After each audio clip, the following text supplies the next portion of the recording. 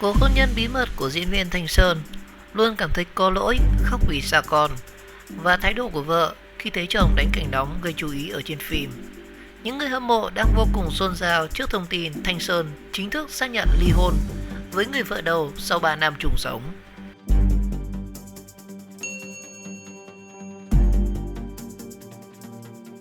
Thời gian gần đây thì thông tin diễn viên Thanh Sơn chính thức xác nhận đã ly hôn đang thu hút rất đông đảo sự chú ý của những người khán giả. Như mọi người cũng biết, tôi có một gia đình, nhưng hiện tại thì đã không còn. Thanh Sơn đã ly hôn và chuyện này thì cũng đã lâu rồi. Thanh Sơn chia sẻ, và ngay lập tức thông tin này đã được chia sẻ dần dần trên khắp các trang mạng xã hội. Và những thông tin về cuộc sống hôn nhân trước đây của Thanh Sơn và vợ cũ khiến dân tình đặc biệt quan tâm hơn. Diễn viên Thanh Sơn kết hôn khi chỉ mới 25 tuổi.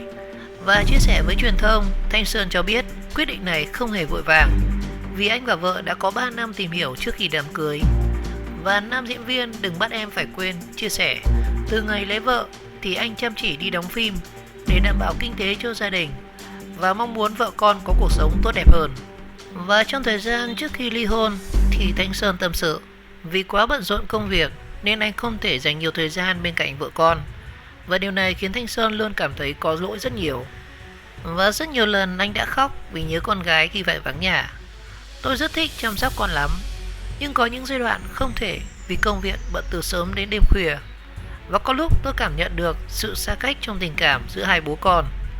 Và giai đoạn này, nếu lơi đứa trẻ ra thì nó sẽ quên mình và bám lấy mẹ. Con vẫn biết mình, nhưng tình cảm không có đủ để mình có thể bế con cả buổi sáng. Và tôi đã cảm thấy điều đó và tôi cảm thấy rất buồn. Nhưng công việc không thể bỏ được, vì tôi là nguồn thu nhập chính trong gia đình, Thanh Sơn trải lòng.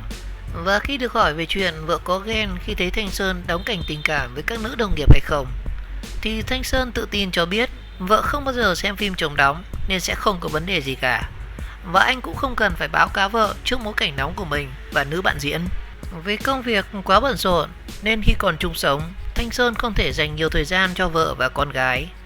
Thanh Sơn phải thường xuyên FaceTime trò chuyện với con gái mỗi khi xa nhà đi đóng phim. Và trước khi ly hôn thì Thanh Sơn luôn khẳng định vợ cũ là một con người rất tốt. Và anh không thường xuyên chia sẻ về vợ, vì sợ rằng thứ gì quý thì thường thích phải giấu giếm và không phô ra đâu, vì lỡ mất hết thì sẽ chết. Và sau 3 năm chung sống thì mới đây, Thanh Sơn chính thức xác nhận đã ly hôn được một thời gian, khiến khán giả không khỏi ngừng xôn xao và bàn tán.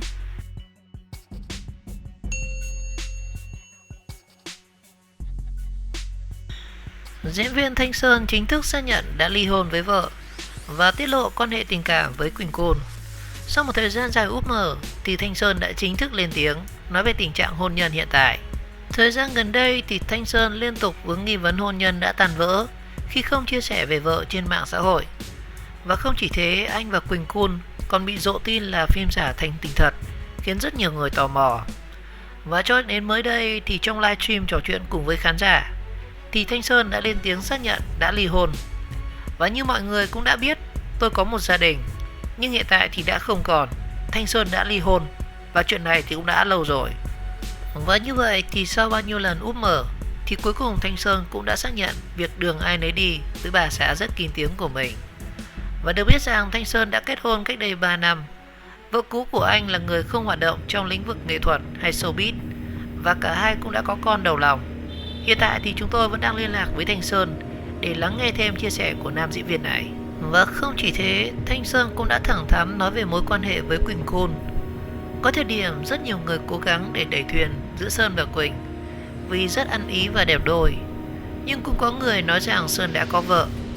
Nhưng thực tế là đồng nghiệp nên Quỳnh biết tôi đã ly hôn. Nhưng có lẽ do cả hai đều FA nên diễn với nhau ngọt ngào hơn. Nhưng đó chỉ là phim, còn chúng tôi hoàn toàn không có chuyện yêu nhau, phim thật tình giả thôi. Chia sẻ của Thanh Sơn đang khiến dân tình vô cùng bất ngờ. Và giữa lúc đang có tin đồn ly hôn rất nóng hổi thì Thanh Sơn còn có động thái chú ý ngay ở trên Facebook của Quỳnh Côn. Động thái mới của Thanh Sơn rất ồn ào khiến dân mạng không khỏi bất. Mới đây thì Thanh Sơn đã chính thức ly hôn vợ cũ và tiết lộ mối quan hệ với bạn gái tin đồn là Quỳnh Côn. Và trên video livestream của mình thì anh này bộc bạch rằng, như mọi người cũng đã biết thì tôi có một gia đình, nhưng hiện tại thì đã không còn. Thanh Sơn đã ly hôn và chuyện này thì cũng đã lâu rồi. Và sau rất nhiều câu chuyện úp mở thì anh này cũng đã xác nhận đường ai nấy đi, đồng thời cho biết mình và Quỳnh Cun hiện vẫn giữ mối quan hệ là bạn bè. Mặc dù nói vậy nhưng ngay lập tức thì Thanh Sơn cũng khiến dân tình chú ý với động thái thoải mái giữa lúc tin tức về chuyện ly hôn và mối quan hệ với tin đồn đang dần dàng trên các mạng xã hội. Cụ thể thì anh này đã lọ mọ vào Facebook cá nhân của Quỳnh Cun và bình luận rằng càng ngày càng giống ở trên trời. Và dân tình không khỏi bần dần khi bắt tại trận Thanh Sơn vào tương tác với Quỳnh Cun. Rất nhiều người hâm mộ còn thích thú vì không biết rằng anh đang khen hay là trêu cô em gái thân thiết của mình.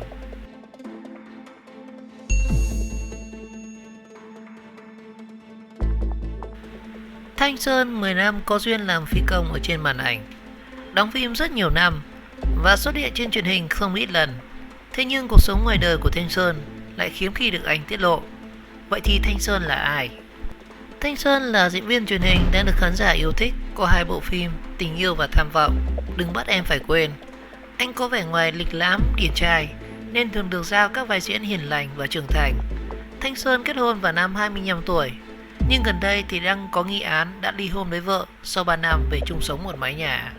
Một chút thông tin tiểu sử của Thanh Sơn. Tên thật của anh là Nguyễn Thanh Sơn, sinh ngày 1 tháng 9 năm 1991, cung hoàng đạo là xử nữ, quê quán Hà Nội, nghề nghiệp là diễn viên. Bài hát nổi bật Tình Yêu và Tham Vọng, Đừng Bắt Em Phải Quên và Nàng Dâu Order. Thanh Sơn và 10 năm có duyên làm phi công ở trên màn ảnh. Thanh Sơn có niềm yêu thích với diễn xuất nên anh đã theo đuổi đam mê và chọn trường sân khấu điện ảnh Hà Nội là nơi rèn luyện năng khiếu của mình. Và sau khi tốt nghiệp thì Thanh Sơn hoạt động tại Nhà hát Tuổi Trẻ, vai diễn kịch đầu tiên trong tác phẩm Ai Là Thủ Phạm.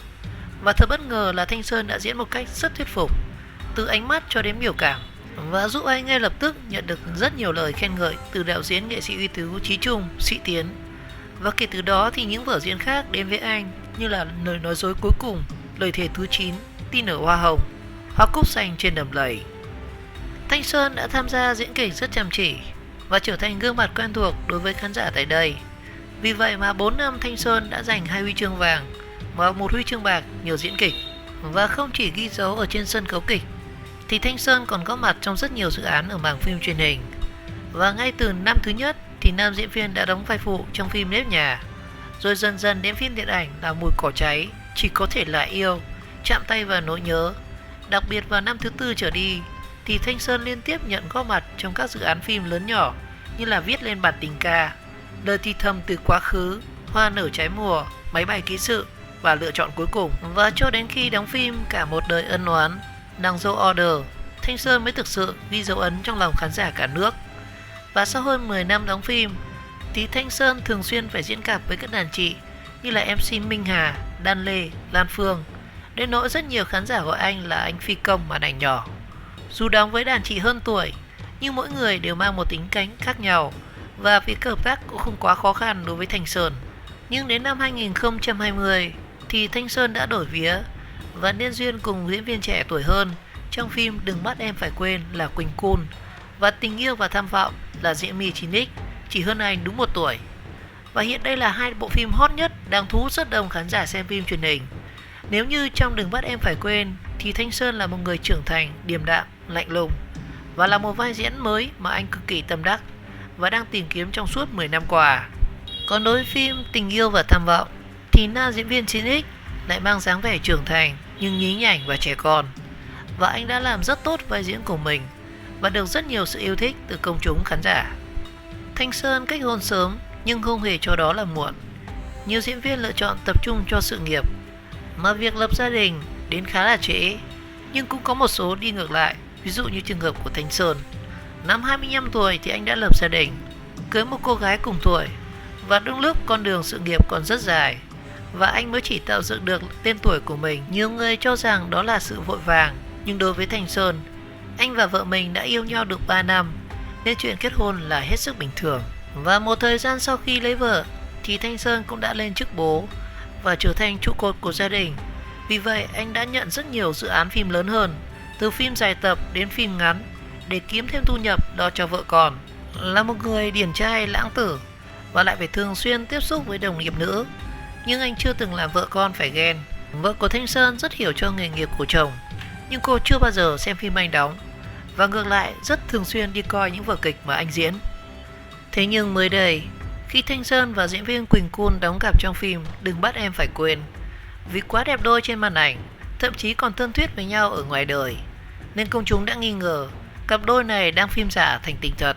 Và khi được hỏi về việc đăng ảnh tình tứ trên trang cá nhân, giống như là Thanh Sơn và Quỳnh Côn tiết lộ trên sóng truyền hình rằng thực ra bây giờ thì cả hai chúng tôi đều đang độc thân, nên việc để ảnh đại diện trên Facebook là chuyện hết sức bình thường. Còn chuyện tình cảm thì lúc này chưa thể nói nhiều. Câu nói này đã khiến rất nhiều người hoang mang và nghi vấn rằng anh đã ly hôn vợ và đang yêu Quỳnh Côn.